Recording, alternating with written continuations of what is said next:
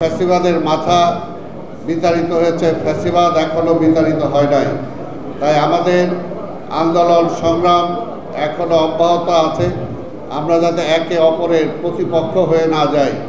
আমাদের প্রতিপক্ষ মনে রাখতে হবে, আমাদের প্রতিপক্ষ ফ্যাসিবাদ।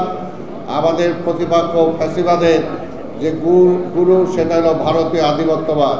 তো সেটার জন্য যাতে আমরা কোনোভাবেই, এখনো সংকট কাটে নাই, অনেকেই ভয় আছে।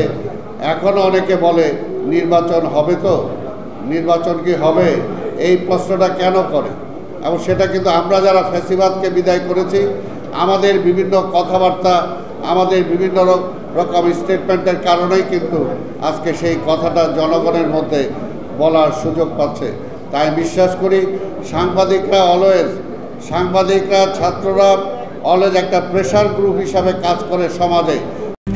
RICL TMX, যুগের পর যুগ স্থাপনা থাকে মজবুত। যে যাদের সমাজের দায়িত্বে যারা থাকে তারা যাতে ভুল ত্রুটি করতে না পারে, বা ভুল ত্রুটি করলে সেগুলোকে তাদের চোখের সামনে তুলে ধরা।